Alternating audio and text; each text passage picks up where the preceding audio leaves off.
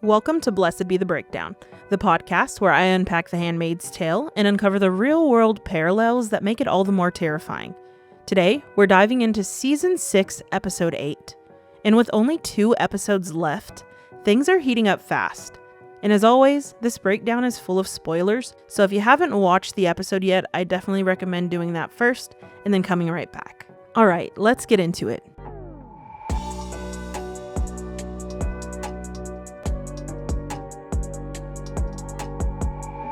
We opened the episode with a June voiceover. They wanted us to look like we'd been dipped in blood, some fairy tale figure in a red cloak. It is here that she reflects on how clothing used to be about self-expression. How before Gilead, what you wore said something about who you were. But in Gilead, that freedom is stripped away.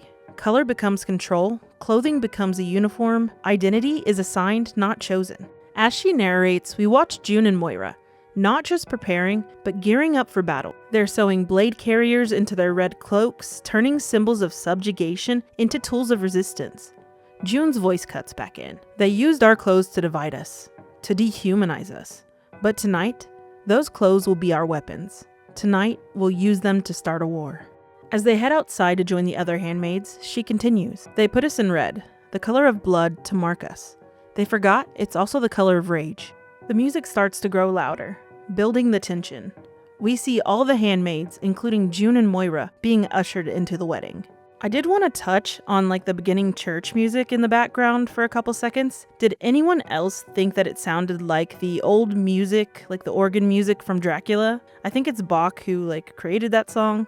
And it's not the whole thing, it's just the first 2 notes of that piano portion that just sounded like it. That could just be a me thing, but I just wanted to throw that out there. As the other commanders trickle in, we see Nick and Rose walk down the aisle. And Nick is apparently officiating the ceremony. He's joined by Wharton, just as Serena makes her grand entrance. It's honestly so incredible how Elizabeth Moss conveys so much with just her eyes. Even though all the handmaids are wearing the red mouth covers, you just feel everything she's thinking through that stare. During the ceremony, June and Moira start handing out knives. And I'm like, can nobody see them moving their hands? I just feel like if they were all moving at the same time, it would look kind of obvious. But then bam, someone drops one of the knives. And now the guard is on full alert, watching them like a hawk. So that pretty much puts an end to that, and they decide to finish handing out the knives at the reception. It's right after this incident that Nick continues his sermon, in which he's talking about his marriage with Rose, and how they are expecting their first child, his first child specifically. And yes, it's her first child too, but he specifically says his first child. And this is something we know is not true. This, of course, pisses June off. You can see it in her eyes, that seething, simmering anger. This moment just fuels her distaste for him even more. We then transition to the reception, where we see Commander Bell has in fact made an appearance. When the Red Center handmaids greet the stationed handmaids, that moment is so charged. It's almost like a silent pact being made, and jumping ahead a bit, but I'm pretty sure, actually I'm not pretty sure, I don't know, but I was thinking that this handmaid that June locks eyes with here is the same one we see at the end of the episode, taking care of one of the commanders with the moose head above the fireplace. And that would make this prolonged eye contact make sense. Like maybe they wanted us to recognize her eyes, which is why she seemed so familiar. Shifting back to the wedding, we see the Whartons make their grand entrance and share a little celebratory dance, while in the background the handmaids are quietly gearing up. Knives are being slipped into sleeves, eyes are locking, and it's clear the mission is on. We see Serena pays a visit to Lawrence at his table because she can clearly tell something's off with him, and she's thinking he's acting weird because he believes she's abandoned their shared vision for reform, but we know better. He's nervous because he's aware of the planned attack and is just trying to keep it together. Once Serena departs, Commander Bell shows up and of course decides to rub it in Lawrence's face that Janine now belongs to him. This is also where we learn that Belle's father's handmaid is apparently super fertile, and that detail will matter later. Serena, of course, is making her wedding rounds, and she takes it upon herself to greet the handmaids. It is during this greeting that she informs them about her goals for reform. And just when we think she is going to walk away, she decides to run her mouth about June. Not realizing, of course, that June is literally standing right there in the crowd. That eyebrow raise that June gives her, chef's kiss. Just absolute perfection. It was so much was conveyed through her eyes. This is what I'm talking about exactly. You just feel all of her emotions and how irritated she is with the situation, Serena, in that moment from her face, her eyes. June is barely holding it together at this point. You can see her teetering on the edge, ready to snap. Then Serena, in classic Serena fashion, tells the group that June has forgiven her and even calls June her good friend. Like, girl, what? Thankfully, Rita gets pulled into the conversation and clearly, I think, senses or can pick up that Serena's been saying this about June, so June's probably pissed because she drops the "keep your eyes on the prize" line. And it's like a warning or reminder to June, like, stay on task, keep it together. Thankfully, Rita manages to get Serena away by telling her it's time to cut the cake. But not before Serena, still fully unaware, casually says she wants a photo with all of them, showing their faces. If I was June or Moira, I'd probably internally panic at that point, but they make it through. And it's right after this that we learn there's no poison in the cake. Instead, it's laced with a strong sedative meant to knock the commanders out, so that way the stationed handmaids can handle business once night falls. It's clean, quiet, and effective, but I'm not gonna lie, I was expecting more poison, like a full-on let them eat cake and die moment, but honestly, I get why they wouldn't have wanted to do that, or why that wouldn't have been the right move. They need to be more smart and calculated. This isn't about chaos, it's about precision. Knocking the commanders out quietly gives the station handmaids just enough time to do what needs to be done without tipping anyone off too early. While everyone is eating cake, we get this little moment between Naomi and Lawrence where she offers him a piece of cake, totally unaware, but of course Lawrence is not going to eat it because he knows what's going on. But what really cracked me up was how hard he was trying to get her to eat more cake. Like, this man is probably just so exhausted from her.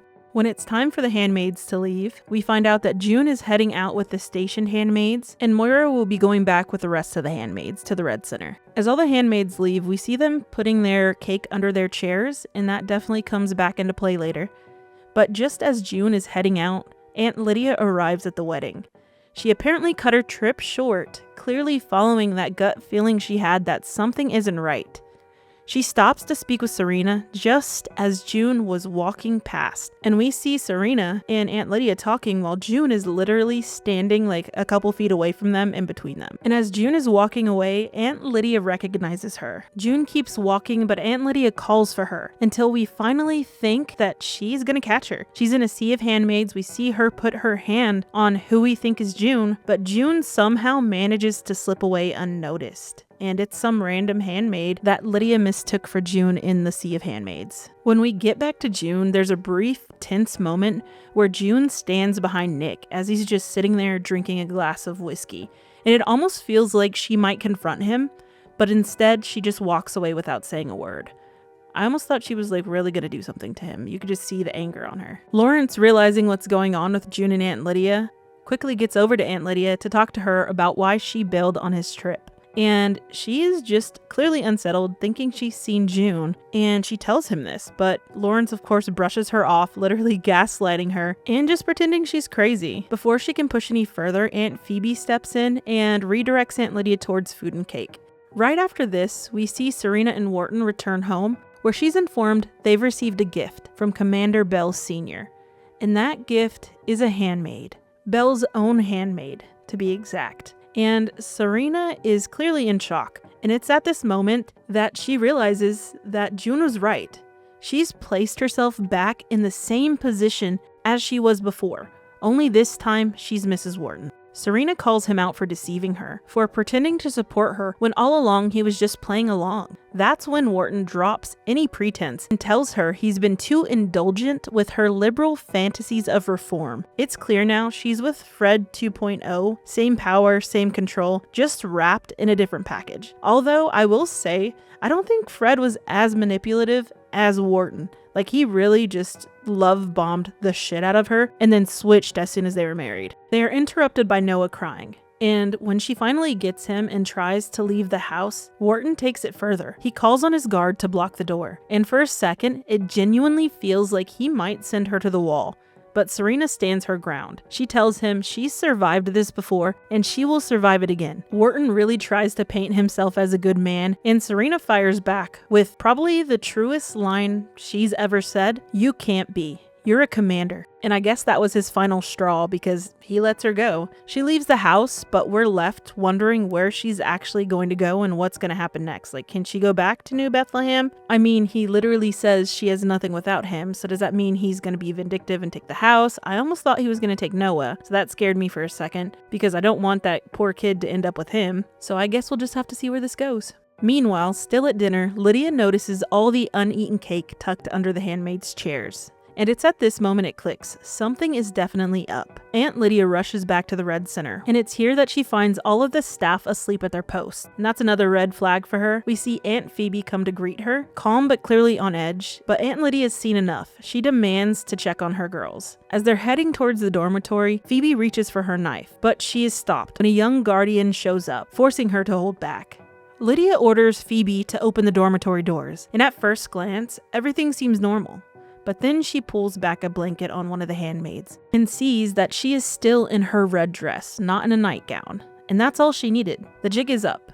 Now we switch to see June arriving at Belle's house, which is the reason she went with the posted handmaids. The sedative has clearly worked. He's out cold, but not for long. He's woken up by a call, and at first, I thought the call was about June because he turns and sees her standing there and knows exactly who she is, but it was most likely, I think, about the other commanders being taken out, because how would they know June was there? And it doesn't take long for things to escalate. And I am honestly so happy that this finally happened. This is like in the top of satisfying deaths to commanders in this show. That guy deserved to die.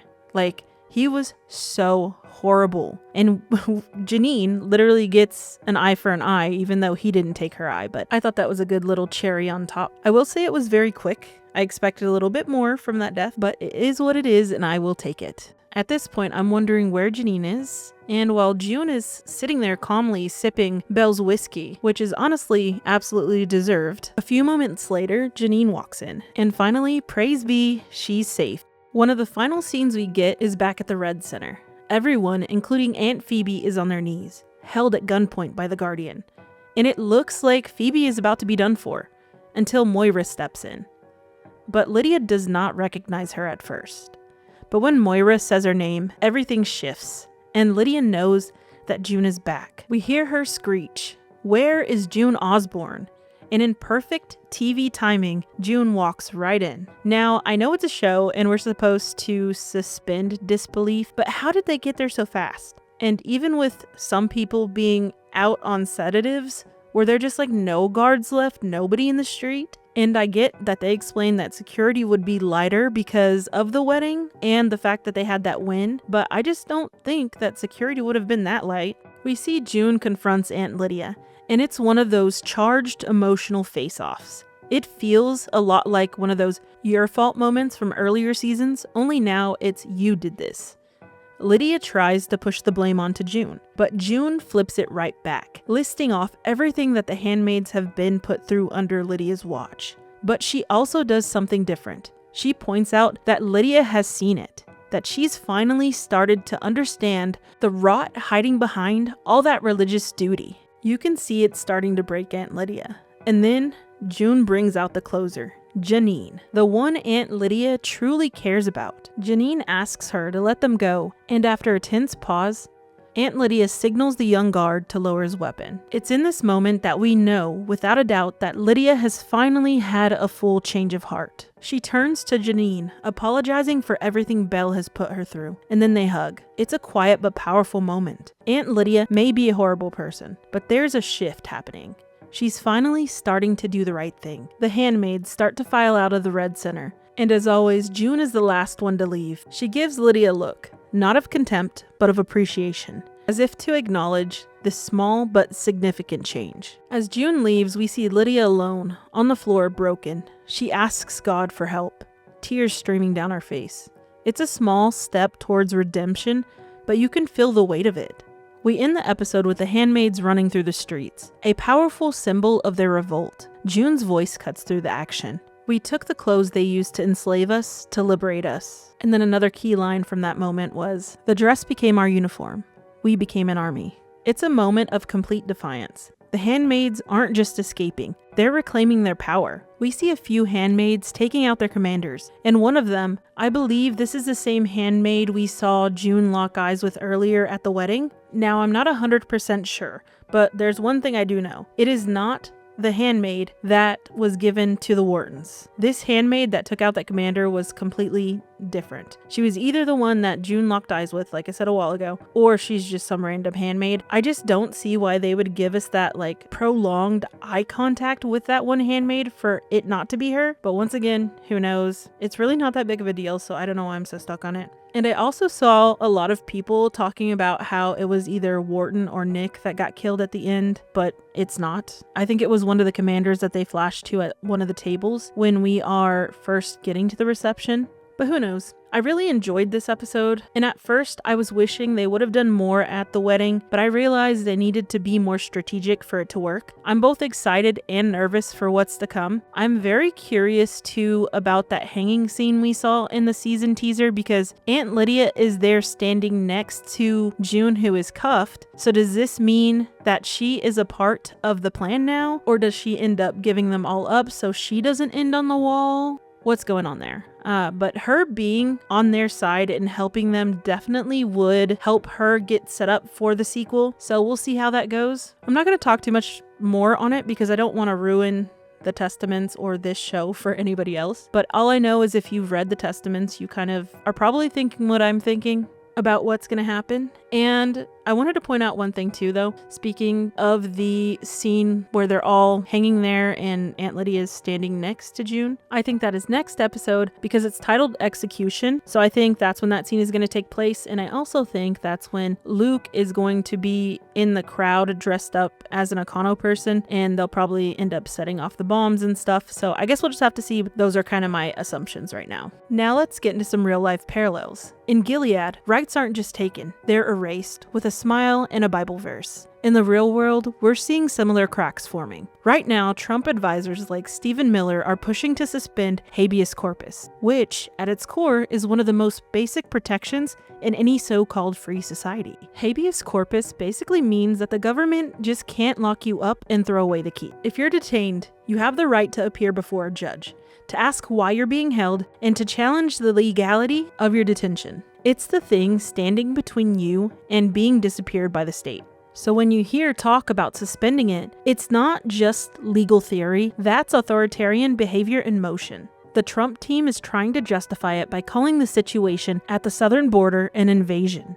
That's important because under the Constitution, habeas corpus can only be suspended in cases of invasion or rebellion. So if you label migrants as invaders, suddenly that legal switch gets a lot easier to flip. And once it's flipped, they could deport people without court hearing. No due process, no legal defense, just government agents deciding who stays, who goes, and who doesn't get to speak for themselves. We've seen this in Gilead. People rounded up in silence, taken without explanation, disappeared in the name of national order. But in the US, it's not fiction. It's a policy proposal. And it's aimed first at the most vulnerable, migrants and asylum seekers. But the second we stop paying attention, that erosion creeps outward. If you remove the right to question your detention, you remove the right to resist it. That's what habeas corpus protects, the space between law and tyranny. And right now, that space is under threat.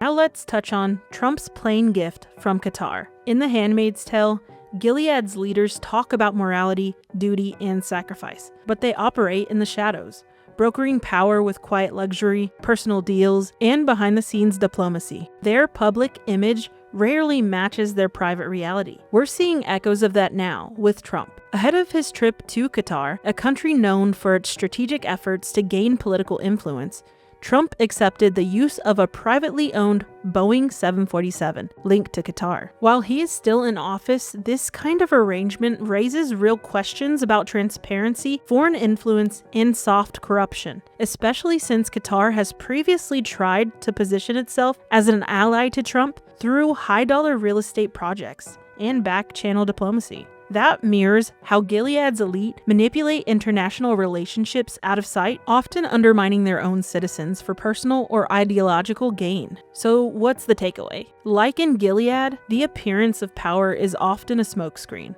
While the public hears one thing about alliances, loyalty, or national interest, the truth lies in jets borrowed from foreign billionaires and meetings held behind closed doors. In both Gilead and real life, the rules only seem to apply to everyone else, not the people in power. I'd love to hear your thoughts, so come chat with me on YouTube, Instagram, or TikTok. Thanks for hanging out with me for this breakdown. If you're enjoying the show, don't forget to like, subscribe, share, and leave a rating. It really helps more people find the podcast. Until next time, stay vigilant, stay sharp, and as always, blessed be the fight.